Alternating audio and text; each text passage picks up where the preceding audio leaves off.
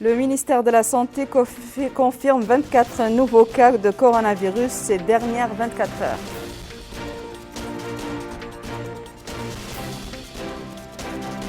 Démarrage de la sélection des dossiers de candidature du programme Mon Avenir, Mon Projet.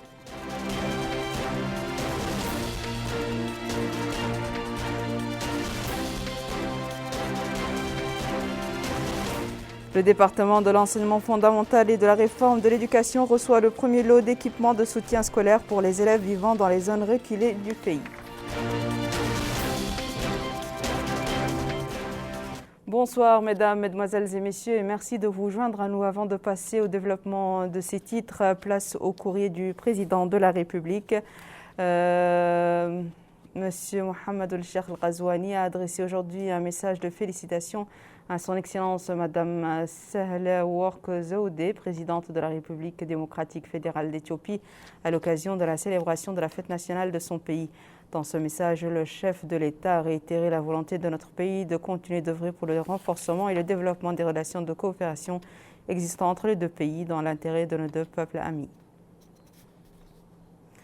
Le président de la République, M. Mohamed El-Cheikh El-Ghazouani, a également adressé ce message ce mercredi. Un message de félicitations au président de l'Azerbaïdjan, M. Ilham Aliyev, à l'occasion de la célébration de la fête nationale de son pays. Dans ce message, le président de la République a réitéré la volonté de notre pays de poursuivre les efforts afin de renforcer et développer les relations de coopération existantes entre nos deux pays pour servir les intérêts de nos deux peuples amis. Place maintenant au point de presse quotidien du directeur général de la santé publique, Dr Sidoul Zahav, pour faire le point sur la situation épidémiologique dans le pays. Écoutons-le.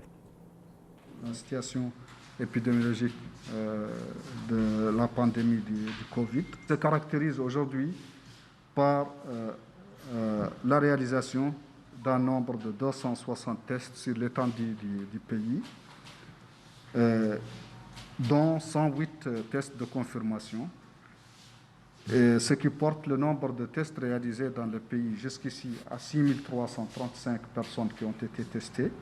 Pour ce qui est des 260 tests réalisés aujourd'hui, ils proviennent de 5 régions du pays, c'est-à-dire les 3 régions de Nouakchott ensemble, de l'Adrar, de l'Assaba, d'Ibrakna et d'Itrarza.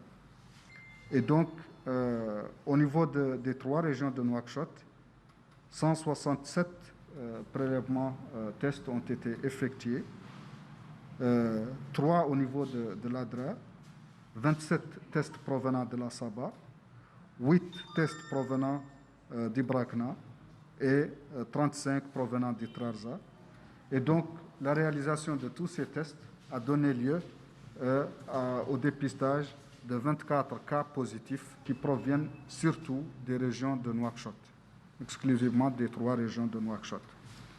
Et donc, ces cas positifs proviennent de manière spécifique de Tayeret, où on a enregistré un cas, Toujounine, où il y a 5 cas, Luxar, 1 cas, Tevrakzen, 6 cas, Arafat, 2 cas, Elmina, 6 et Riyad, 3 cas. Tous ces 24 cas sont des cas contacts de cas confirmés préalablement. On note aujourd'hui 3 décès qui ont eu lieu au cours des dernières 24 heures.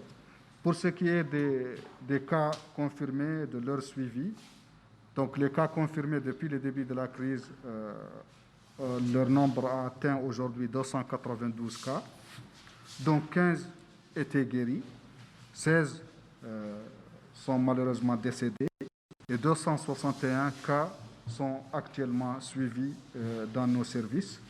Et parmi ces cas, 6 ont des signes simples et 255 ne représentent pas de signes de maladie.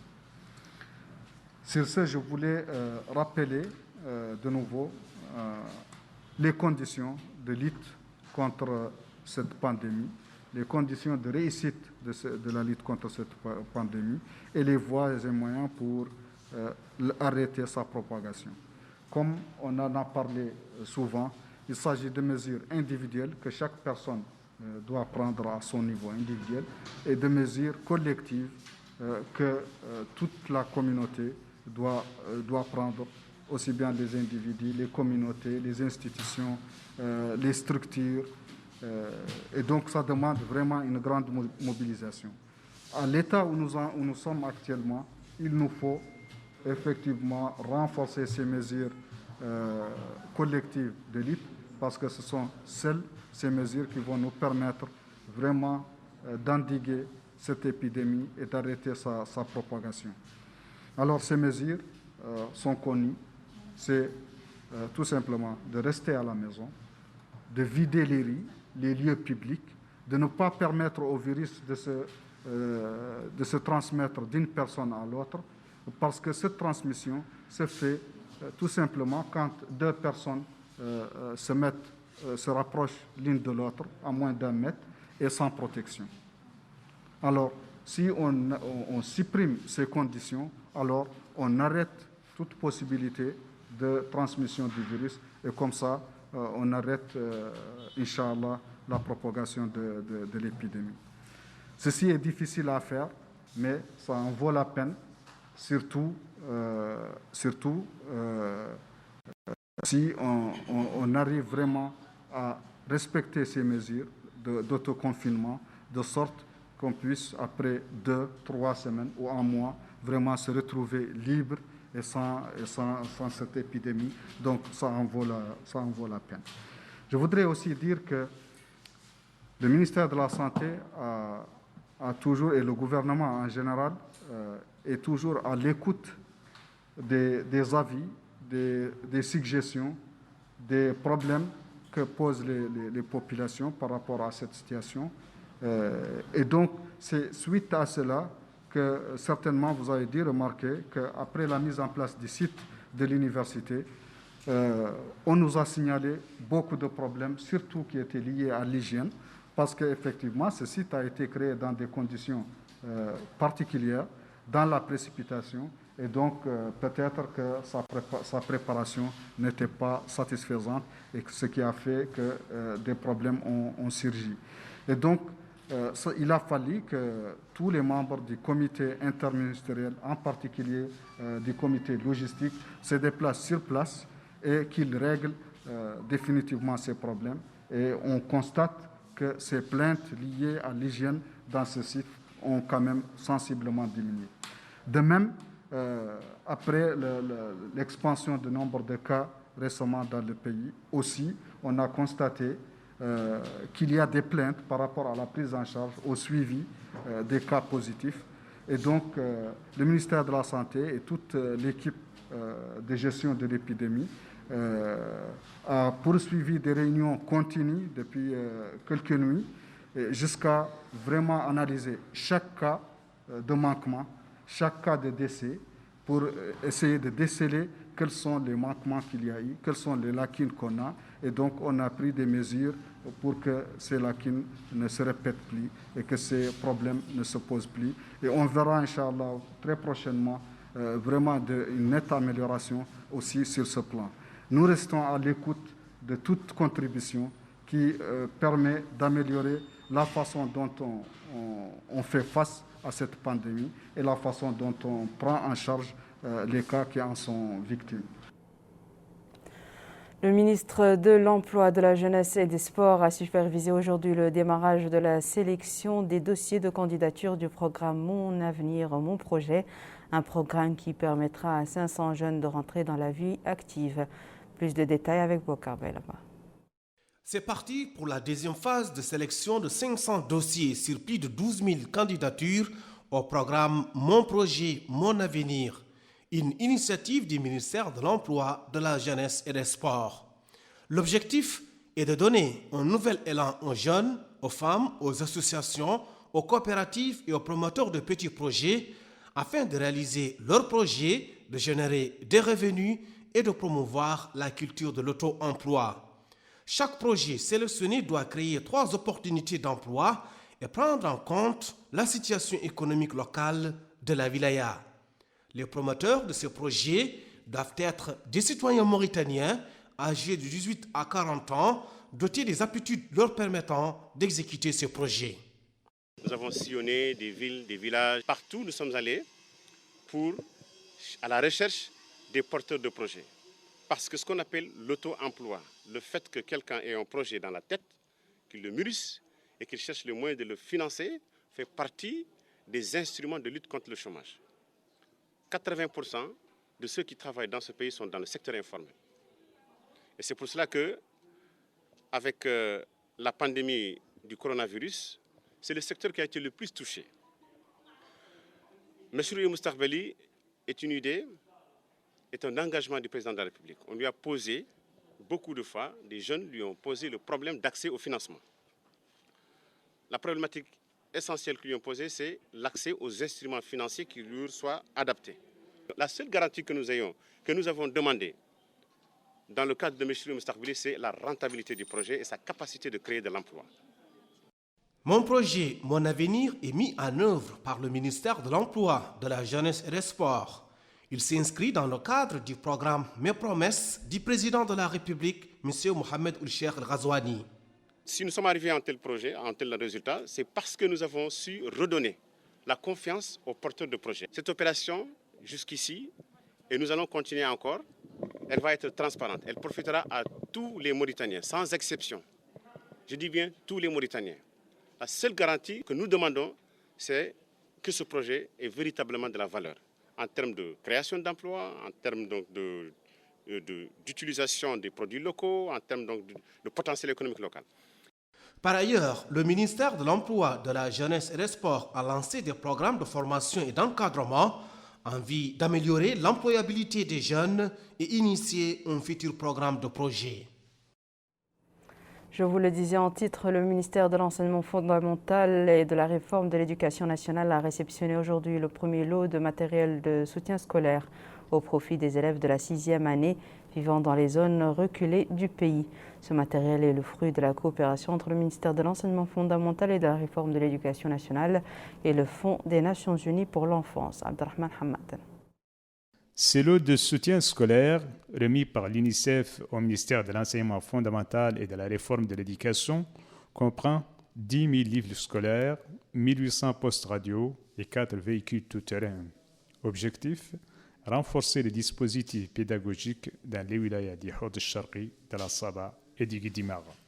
Dans un mot prononcé pour la circonstance, le secrétaire général du ministère de l'Enseignement fondamental et de la Réforme de l'Éducation nationale, M. Idoumou Abdi Ould a précisé qu'au matériel pédagogique s'ajoutent 4 véhicules tout-terrain au profit des staffs pédagogiques des wilayas du Houd al-Sharqi, de la Saba et du Guidimara. Il a remercié l'UNICEF pour son généreux soutien et a souligné que cette opération confirme l'intérêt que le gouvernement accorde à l'atténuation des effets de cette pandémie sur la famille scolaire. M. Mohamed Mustafa dit Idoumou Abdi Ould a déclaré qu'il existe un plan général pour faire face à cette pandémie qui sera lancé prochainement, ajoutant qu'un guide scolaire pour la 6e année sera présenté ainsi qu'une série d'exercices. Cet appui logistique permettra d'atténuer les incidences de la crise sur les droits de la scolarité des jeunes mauritaniens à travers l'enseignement à distance. L'UNICEF, au même titre que l'ensemble des partenaires techniques et financiers de l'éducation, poursuivra ses efforts pour permettre d'atteindre le maximum d'enfants à travers l'enseignement à distance. Je souhaite ici saluer la proactivité du ministère en proposant des cours à distance via les canaux de communication les plus usités dans le pays, la radio avec une fréquence dédiée, la télévision, les réseaux WhatsApp et bientôt sur Internet à travers une plateforme riche et accessible au plus grand nombre d'enfants possible. À son tour, le président de l'association des parents d'élèves, M. Ahmed Ould Saïr, a remercié le ministère et l'UNICEF pour cette opération qui était une exigence importante pour les parents et qui permettra de dispenser des leçons à 83 000 élèves dans les points les plus reculés du pays. Il a demandé l'accélération de la mise en œuvre des phases suivantes afin que les élèves puissent disposer des leçons à temps. Hier soir, la deuxième étape du couvre-feu imposé par les pouvoirs publics depuis la pandémie du Covid-19 est entrée en vigueur. Notre reporter Aminata Khan s'est rendu au niveau de certains quartiers de la capitale. Avec la recrudescence de la pandémie du Covid-19 dans notre pays, nos forces armées et de sécurité ont investi les rues et avenues dans le but de faire respecter le nouveau couvre-feu qui est entré en vigueur hier et pour un délai de 3 semaines. C'est ainsi que les éléments de la police nationale, de la garde nationale, de la gendarmerie nationale et du groupement général de la sécurité routière ont été répartis dans les 3 wilayas que compte notre capitale Nouakchott pour veiller au respect strict des mesures barrières, mais également assurer le bien-être des citoyens. Des citoyens qui doivent être aujourd'hui conscients du danger que constitue la pandémie du Covid-19 en respectant les mesures édictées par le gouvernement telles que le port obligatoire du masque, le confinement, mais également le respect des mesures sanitaires. Cap à présent vers la ville de Kifa où la vente d'aliments de bétail à des prix subventionnés par l'État se poursuit. Les responsables de la vente confirment que la répartition des quantités allouées à la wilaya de la Saba couvre toutes les muqata'a de la wilaya. Au Karba et là-bas. À Nasaba, l'opération de vente d'aliments de bétail se poursuit à l'image des autres wilayas du pays. Cette opération s'inscrit dans le cadre du programme pastoral spécial destiné à atténuer les effets du déficit pluviométrique. En d'autres termes, il s'agit de soutenir les éleveurs pour faire face à cette situation difficile. D'ailleurs, les bénéficiaires sont unanimes pour affirmer que ce programme pastoral spécial vient à point nommé. Ils affirment que cela permettra aux cheptels de compenser le manque de pâturage dans la wilaya. Au niveau de la délégation régionale du développement rural, le délégué régional, Mohameden Wil Seyid, explique que le quota d'aliments de bétail alloué à la Saba est constitué de plus de 7000 tonnes de blé et 4000 tonnes de raquel tourteau à répartir sur 26 communes. Il précise que l'opération se déroule avec la transparence, rappelant que 30 points de vente ont été ouverts à cet effet. Le commissariat à la sécurité alimentaire intervient aussi dans cette opération de vente d'aliments de bétail. D'ailleurs, le délégué régional à Nasaba, Sid Ahmed Brohimi, explique que le CSA a déployé des moyens humains et une logistique afin d'assurer la réussite de l'opération dans tous les points de vente ouverts dans toute la wilaya. En somme, cette opération est basée sur un plan rationnel qui permet d'accélérer la vente d'aliments de bétail en coordination avec tous les services compétents en Nasaba. Nous restons dans la wilaya de la Saba où la Société nationale d'eau a entrepris une vaste opération de réhabilitation des anciens réseaux dans les différentes muqata'a de la wilaya. L'objectif, alimenter toutes les muqata'a de la Saba en eau potable, une mesure qui a été saluée par les habitants de cette wilaya. Retour Abdelrahman Hamad. Après quelques années de soif, la ville de Kifa dispose désormais d'un réseau hydraulique permettant d'approvisionner les différents quartiers de la ville en eau potable. Les interventions du projet de renforcement et d'extension du réseau hydraulique de la ville de Kifa, mises en œuvre par la SNDE, ont été saluées par les habitants de la ville qui ont souffert durant des décennies d'un manque d'eau potable et de la vétusté du réseau de distribution hydraulique local. Les travaux de renforcement des réseaux hydrauliques comprendront également des zones dans la wilaya de la Saba, notamment Guérou, Kankoussa et Barkewel, ainsi que des quartiers de la ville de Kifa comme El-Nazaha, El-Matar et Sonader. Les populations ne cachent pas leur satisfaction de ces projets qui va contribuer à disponibiliser l'eau potable aux populations de la wilaya. Direction le Tagan, où plus de 300 tonnes, ou plutôt de 3 tonnes de médicaments périmés ont été incinérés aujourd'hui aux environs de Tijikja. Cette opération s'inscrit dans le cadre des efforts entrepris par les directions régionales de l'action sanitaire, du commerce et du tourisme et de l'environnement, du développement durable pour débarrasser les marchés du Tagan des produits périmés. Parmi les décisions prises par la commission interministérielle, la limitation des passagers dans le transport urbain, notamment les taxis. Une recommandation que les chauffeurs de taxi à Nouadhibou ont encore du mal à respecter en dépit des sanctions qu'ils peuvent encourir. Retour à Aminata Khan.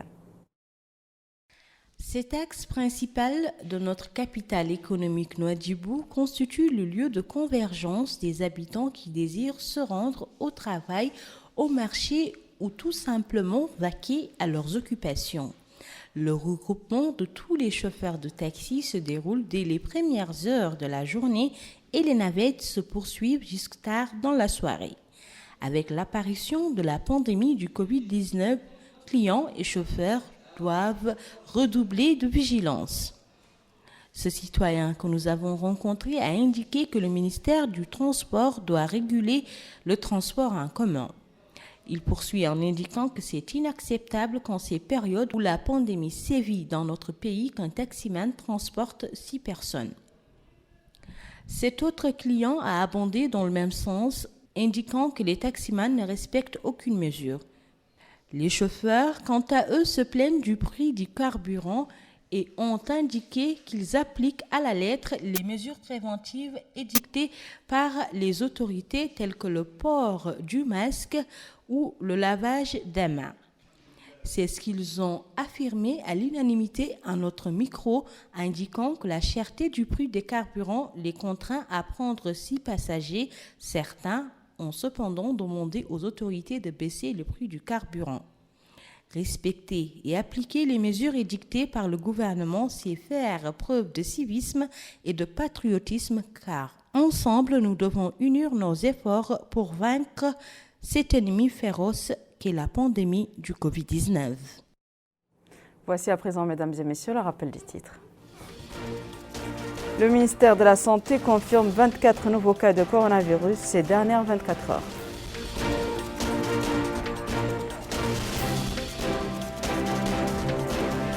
Démarrage de la sélection des dossiers de candidature du programme Mon Avenir, Mon Projet.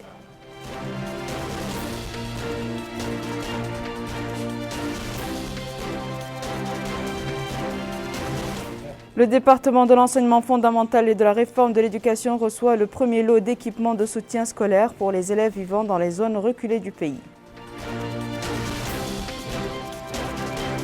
C'est la fin de ce journal, mesdames et messieurs. Merci à vous de nous avoir suivis. Merci de votre fidélité. On se retrouve samedi à la même heure, Inch'Allah.